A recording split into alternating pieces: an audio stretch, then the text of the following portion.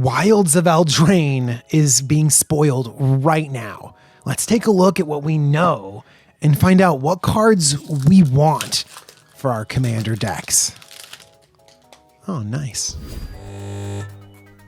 Hey everyone, my name is DJ, this is the Jumbo Commander YouTube channel, and Wilds of Eldraine is being spoiled right now. And even though we don't have the entire set yet, let's take a look at what we know and some of the killer commander cards that you're going to want for your collection. All right, the first thing I want to look at are some of the amazing board wipes. Let's start off in blue. That's right, blue.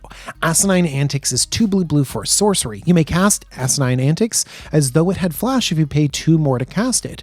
For each creature your opponents control, create a cursed roll token attached to that creature. Rolls are auras, and you can only have 1 roll per creature, and this cursed roll makes your creatures 1/1. Now they still have their activated abilities, so this doesn't necessarily downgrade mana dorks or utility creatures, but if there are creatures threatening you, it definitely makes them smaller. Now, I think that in limited or 60 card formats, the cursed roll feels like removal, but it's going to be so sneaky. It's going to have opportunities to blow you out because you can only have 1 roll on a creature. So as soon as a player puts a better roll on it, boom, your cursed roll goes away, your creature regains all of its strength, and you are threatened out of nowhere. In Commander, how many roll auras are we even going to be playing? I mean, this might be the only roll that people see, and so you can more reliably get these enchantments on your opponents. Now just imagine if we have enchantment mana synergies, allowing you to distribute these rolls everywhere onto your opponents. It's pretty cool. More importantly, this is just a stay alive card, which is fine. It's exactly what you want in blue. Make everything a 1/1 for a little while, stay alive. But also it has the sneaky potential of having huge blowouts. Just imagine if there are big attacks going on, and then suddenly all your opponent's creatures are 1/1s. Everything that attacked and blocked now trades, and everything on your side of the battlefield that blocks probably ate your opponent's creatures. So it's a pretty sneaky but expensive combat trick, or a pretty cheap 4 mana stay alive for a while kind of board wipe. So I like that flexibility. Of course, it's not the only board wipe from this set. I really like Expel the Interlopers. I know 5 mana white board wipe is there's so many to choose from. This is just another one in our minds, but I think it could be pretty good. Expel the Interlopers is 3 white for a sorcery. Choose a number between 0 and 10. Destroy all creatures with power greater than or equal to the chosen number. This can easily be a one-sided board wipe in the go wide white weenie decks. You can have a ton of 1/1s all the way across the battlefield. Expel the Interloper then clears the way of all your opponent's more relevant creatures. And of course, this can always just take everything out. And so if there's a chance that you can save some of your best creatures while destroying everything else relevant, this is way better than the average board wipe. And then I want to talk about the board wipe in black, Beseech the Mirror. It's a little bit of a troll, but honestly, I think that this is, in many cases, going to be like the board wipe or the utility card that you need in your deck.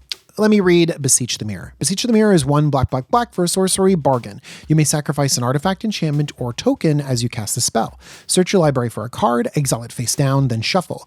If this spell was bargained, you may cast the exiled card without paying its mana cost if that spell's mana value is 4 or less. Put the exiled card into your hand if it wasn't cast this way.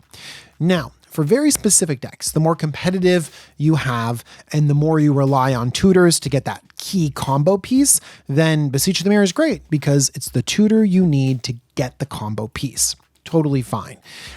In decks where you're not going to bargain it, this is just a diabolic tutor, and that's bad. So I feel like you need to be able to bargain this for you to get the full value. And the bargain cost is tricky. I mean, Diabolic Intent is a kind of similar card. 2 mana, sacrifice a creature, tutor for whatever you want. And that's good. It sees a lot of play, but it's not like the staple level of Demonic Tutor. And it doesn't quite reach the pre-sale pricing of this, which is like over $30. So Beseech the Mirror definitely has to be bargained and has to hit something that you really need. Again, combo pieces, crick decks that can cast it for a single mana, all that stuff is good and pretty much an auto include. But if you just have it in an average commander deck, does it do what you want it to do? Well, look at your deck. If you find that you only have 1 or 2 board wipes, Damnation and Toxic Deluge, then Beseech the Mirror might be that extra copy. Let's say you have a few card draw spells that you might really want, Necropotence and a Phyrexian Arena. Well, Beseech the Mirror can also be that other piece. Maybe you have some other really important things that you need on the battlefield, like Reanimate or Animate Dead. So Beseech the Mirror can definitely fill the gap in some of those strategies. I mean, honestly, it depends on the deck, but in my mind, this doesn't even come close to Demonic Tutor and Vampiric Tutor. And then you have to ask yourself, how many tutors do I need? Tutors make your deck more reliable, for sure. And reliable, consistent decks, a lot of times they win more.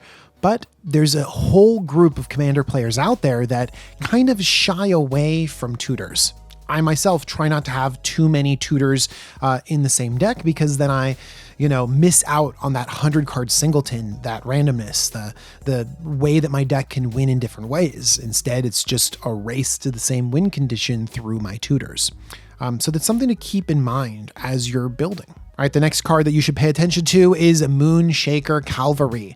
This is no surprise, because this was spoiled early and everyone lost their minds, as they should, because it is, quote, the white Craterhoof behemoth. Let's take a read. Moonshaker Cavalry is 5 white, white, white for a 6/6 flying spirit knight.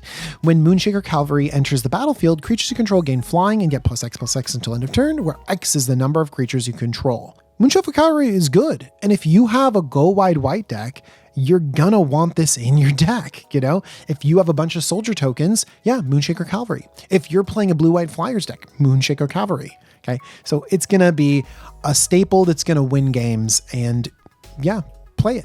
Now, even though Moonshaker Cavalry got a lot of the hype, it is not the best white card in this set. The best white card goes to a lowly uncommon. It's Stroke of Midnight. Stroke of Midnight is 2 and a white for an instant, destroy target non-land permanent. Its controller creates a 1/1 white human creature token. I loved Generous Gift so much. Why did you have to upgrade it? Generous Gift came with an elephant. Elephants are my mascot, and you just printed a beautiful full art one, and now I got to replace it with Stroke of Midnight. Stroke of Midnight is so good. Granted, it doesn't get lands, non-land permanent, but it gets everything else. A 1/1 token is inconsequential. And so throw Stroke of Midnight into your decks. It's going to be some fantastic mono white removal. The next card you need to be on the lookout for is Bramble Familiar. 1 and a green for a 2/2, tap, add a green. It's a little raccoon mana dork. So cute. 1 and a green, tap, discard a card, return Bramble Familiar to its owner's hand. Let's read the adventure side.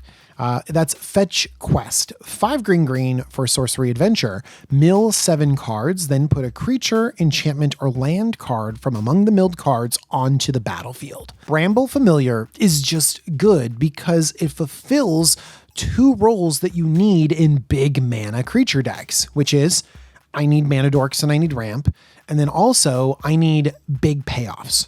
And when this does both, that's fantastic, because in the early game, you play it, you ramp out into something big.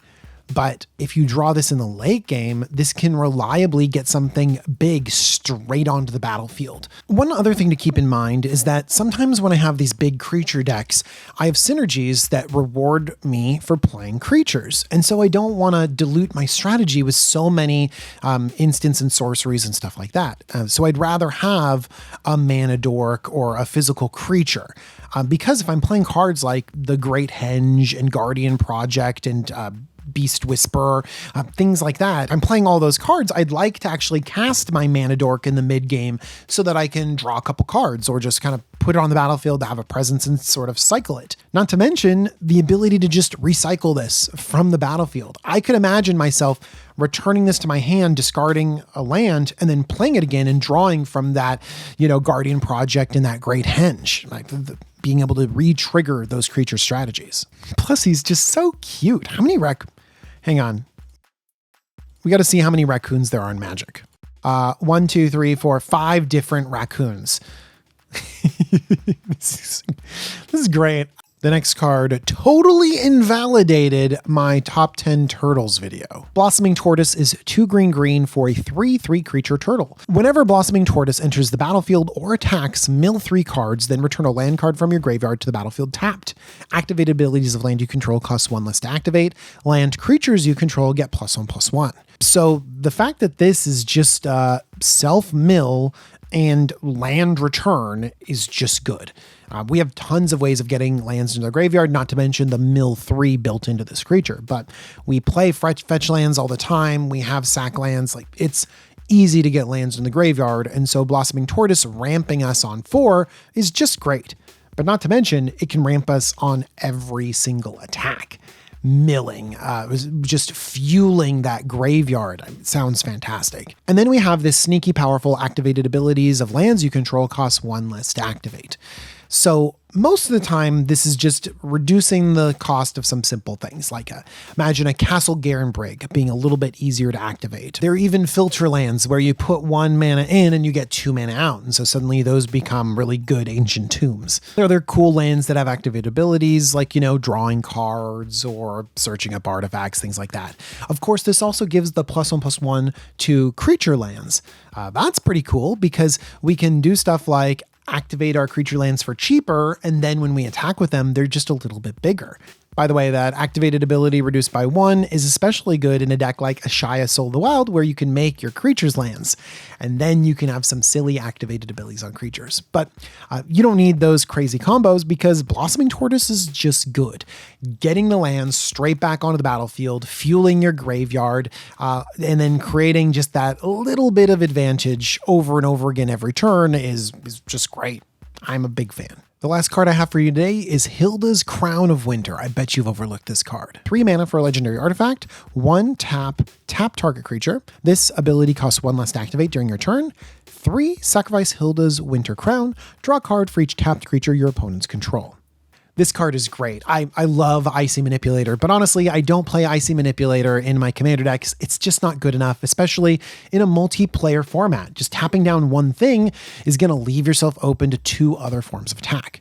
But what I like about this card is that it actually changes the style and the feel of the way people are going to play, because it's not really about tapping down creatures. It's that last activated ability. People are not going to want to swing out at you and let you activate this, sacrificing the crown and drawing 5, 6, 7 cards. So people are going to hold back. They might even not tap their mana dorks. It's going to change the way people play. And if you can engineer a big card draw off of this, fantastic. But if you just kind of stall out the game so that people aren't pressuring you, so people aren't attacking, so that your deck can get to a point where it's really running well, then that's even better, because this is a stall tactic to get to the mid to late game. And then when you have gotten where you need to go, just imagine this. Okay, before my turn, I'm going to tap that down. On my turn, I'll tap that down, pay 3 sack, draw a couple cards. Totally fine. Totally fine. All right, guys, Wilds of Eldraine is looking super good, and I'm really excited about all of the cool cards to find in here. We haven't even looked at all the cards in the set. So as new ones come out, I'm going to be looking at those too, finding out which good ones we have.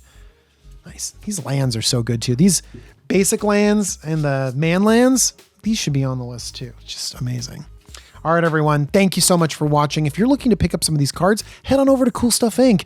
They're the sponsor of the Jumbo Commander YouTube channel, and they are fantastic, reliable. And if you use the coupon code JUMBO5, you're going to save 5% off your order. Remember also that Command Fest Orlando is coming up October 20th through the 22nd. It's going to be amazing.